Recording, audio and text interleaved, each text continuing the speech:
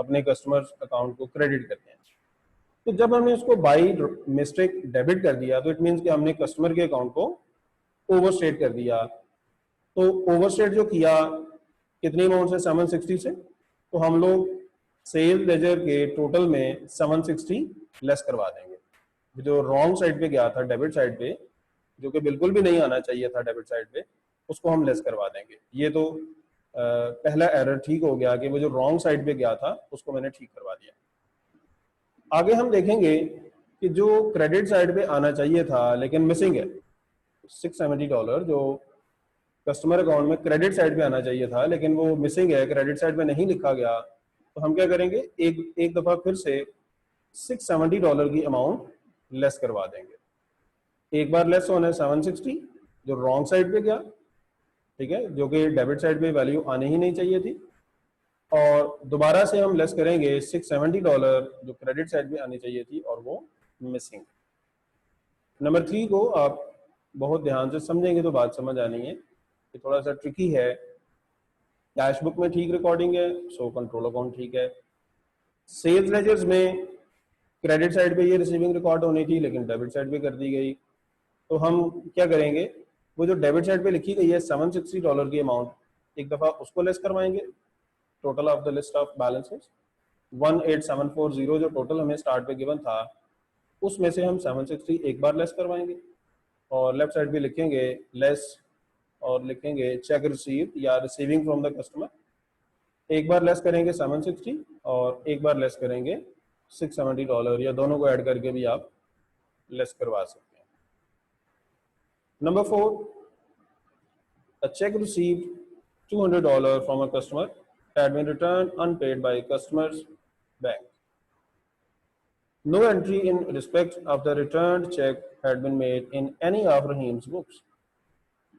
In any of Rahim's books मतलब कि ये ट्रांजैक्शन कहीं भी रिकॉर्ड नहीं हुई, ना तो इंडिविजुअल अकाउंट्स में, सेल्स लेजर्स में, और ना ही कंट्रोल अकाउंट्स में। अब देखना ये है कि ये ट्रांजैक्शन बेसिकली है क्या। तो ये एक डिसऑनर्ड चेक है या चेक बाउंस हो गया, जो मर्जी बोल लें। हमें एक चेक मिला था कस्टमर से, लेकिन बाद में जब वो चेक हम उसके बैंक में लेके गए तो वहां पे चेक वापस कर दिया गया, return unpaid by the customer's bank. तो कस्टमर के बैंक में जब हम गए पैसे लेने या हमारे बैंक के थ्रू वो ट्रांसफर करने की कोशिश की गई, तो जो कस्टमर का बैंक है उसने वो चेक वापस कर दिया, मीन्स के चेक बाउंस हो गया। अब जब चेक बाउंस हो जाता है तो हम क्या करते हैं, फिर से डेटर अकाउंट को डेबिट कर लेते हैं और बैंक को क्रेडिट करते हैं। मीन्स के वो जो स्टार्ट में हमने रिसीविंग की रिकॉर्डिंग की थी उसको हमने रिवर्स करना होता है। तो क्योंकि ये कहीं भी नहीं लिखा गया तो हम क्या करेंगे, जो इसकी डबल एंट्री बनती है वो ये है कि debtor account debit and bank account credit dishonoured cheque की। तो हम क्या करेंगे, कंट्रोल अकाउंट जो अपडेटेड कंट्रोल अकाउंट बना रहे हैं उसमें डेबिट साइड पे लिख देंगे डिसऑनर्ड चेक 200, और जो हमारे इंडिविजुअल अकाउंट्स का टोटल है, सेल्स लेजर्स का टोटल है 18740, उसमें भी हम ऐड करवा देंगे डिसऑनर्ड चेक $200 की अमाउंट के साथ। Number 5, discounts allowed of $830 had been entered in the control account. Discounts allowed कहाँ पे रिकॉर्ड नहीं हुआ, had not been entered in control account. They had been entered in customers ledgers accounts. मतलब individual जो customers ledgers हैं वहां पे discount allowed की वैल्यू बिल्कुल ठीक है, और कहाँ पे रिकॉर्ड नहीं हुई, दैट इज कंट्रोल अकाउंट। तो हमें पता है कि कंट्रोल अकाउंट में डिस्काउंट अलाउड क्रेडिट साइड पे आते हैं, सो हम क्रेडिट साइड पे लिख देंगे $830 discounts allowed. Updated sales ledger control account में क्रेडिट साइड पे डिस्काउंट अलाउड की अमाउंट आ जाएगी $830, और इंडिविजुअल अकाउंट्स का जो टोटल है उसमें किसी करेक्शन की जरूरत नहीं है। नंबर 6 पे आ जाए, a contra to the purchase ledger of 1370 had been entered in customer's sales ledger account but had not been included in the control account. तो आपने इंग्लिश को बहुत ध्यान से पढ़ना है क्योंकि स्टेटमेंट से ही समझ आएगी कि कहाँ पे एरर है और कहाँ पे एरर नहीं है। जैसे कि वो कह रहे हैं कि इंडिविजुअल अकाउंट्स में ये कॉन्ट्रा एंट्री बिल्कुल प्रॉपरली रिकॉर्डेड है but had not been included in the control account. सिर्फ कंट्रोल अकाउंट में मिसिंग है, तो इसका मतलब है कि कंट्रोल अकाउंट में हम लोग क्रेडिट साइड पे लिख देंगे कॉन्ट्रा या सेट ऑफ। तो इस तरह से 6 के 6 एरर्स हमने ठीक किए। तो 5 मार्क्स के लिए हमने कंट्रोल अकाउंट को अपग्रेड करना है और 5 मार्क्स के लिए जो है सेल्स लेजर्स के टोटल को। तो इसको आप देखेंगे एट द एंड दोनों के बैलेंसेस सेम हो चुके होंगे। सी पार्ट अगर आप देखें, state 3 advantages to a business of maintaining a sales ledger control account, ये हमने पहले भी बात की कि कंट्रोल अकाउंट बनाने के क्या क्या एडवांटेजेस हैं। और state 2 days 2 types of errors that will not be identified by producing a sales ledger control account, कि कौन से एरर्स हैं जो कि कंट्रोल अकाउंट बनाने से भी पता नहीं चलेगा।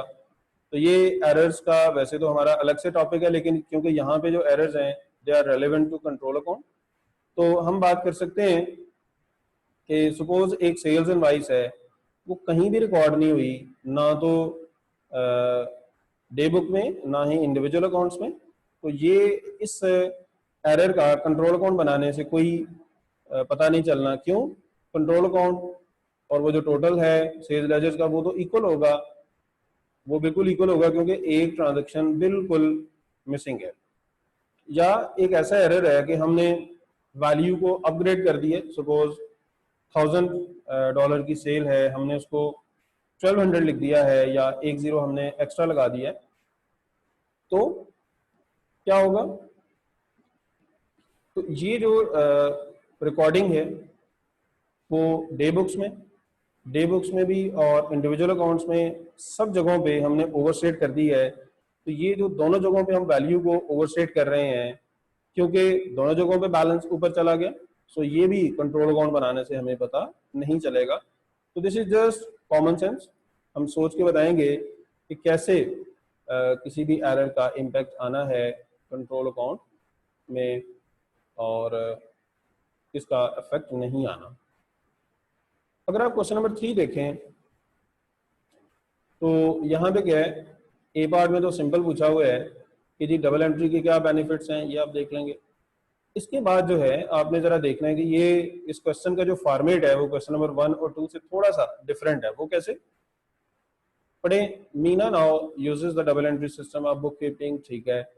Eight the end of January the total of the balances in the sales ledger है 34524, however the balance on the sales ledger control account 33205। तो फॉर्मेट में चेंजिंग क्या है कि यहाँ पे हमें कंट्रोल अकाउंट बना के नहीं दिया गया, बल्कि स्टेटमेंट में बता दिया गया कि जी कंट्रोल अकाउंट का बैलेंस है 33205 और सेल्स लेजर्स का जो टोटल है वो है 34524, both are not same and just prepare a reconciliation.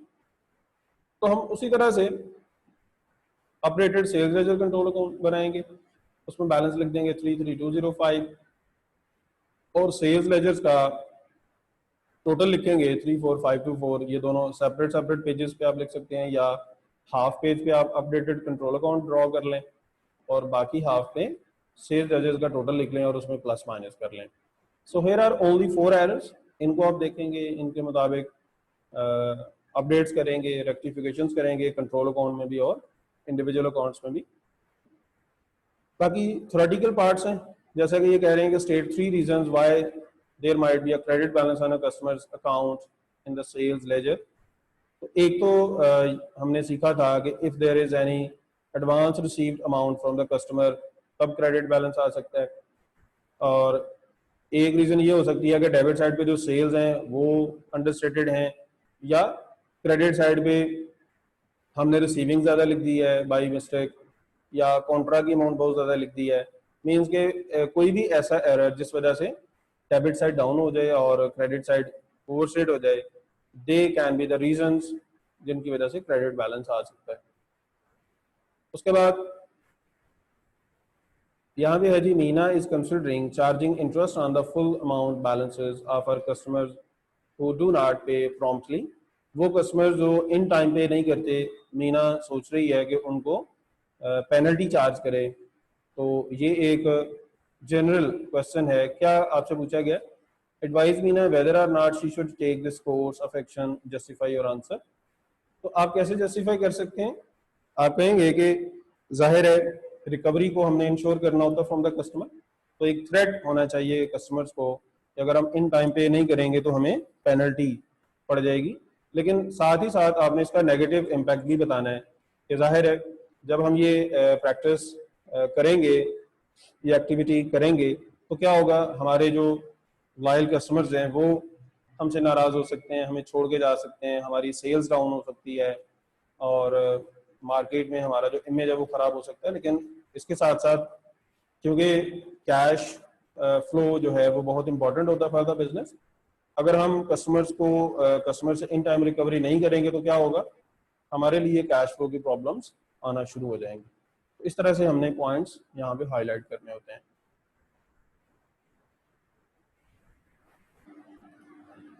ये मार्किंग स्कीम्स हैं कि कैसे कंट्रोल अकाउंट को ठीक किया गया, इंडिविजुअल अकाउंट्स के ठीक किया गया, और ये जो थ्योरेटिकल पार्ट्स हैं उनके आंसर्स दिए हुए हैं। इसी तरह से क्वेश्चन नंबर 3 को आंसर आप देख सकते हैं। ठीक है जी, ये अभी जो हम बात कर रहे थे कि जब हम इंटरेस्ट चार्ज करेंगे तो क्या उसके इफेक्ट्स होंगे। तो जाहिर है रिसीवेबल्स की जो कलेक्शन है वो बेहतर होगी, कैश फ्लोज बेहतर होंगे, लेकिन कस्टमर्स हम लूज कर सकते हैं। May need tighter credit control which में इंक्रीज कॉस्ट। और इंक्रीज कॉस्ट कैसे होती है कि जाहिर है जब हम कस्टमर्स पे हमने चेक रखना होता है तो ऑब्वियसली रिकॉर्ड मेंटेन करने के लिए और कस्टमर्स को रिमाइंडर कॉल करने के लिए हमें स्टाफ हायर करना पड़ता है। तो वो जो स्टाफ है उसकी अल्टीमेटली एक कॉस्ट ऑर्गेनाइजेशन को बियर करना पड़ेगी। सो इस तरह से हमने पॉइंट्स यूँ कह लें कि एग्जैजरेट अगर आप कहते हैं करने हैं तो बिल्कुल करने हैं, ताकि हम वैलिड पॉइंट्स दे सकें एग्जामिनर को। So these are the 3 questions जिनको हमने प्रैक्टिस किया।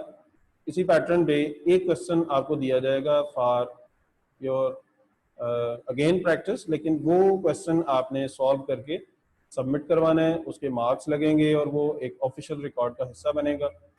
बट मेक श्योर कि असाइनमेंट पे जाने से पहले ये 3 क्वेश्चंस आप बहुत अच्छे से अटेम्प्ट कर चुके हो, और कोई भी प्रॉब्लम आती है आप बार बार पूछें, व्हाट्सएप नंबर्स आपके पास हैं, तो ताकि कॉन्सेप्ट क्लियर करके फिर आप आगे चलें।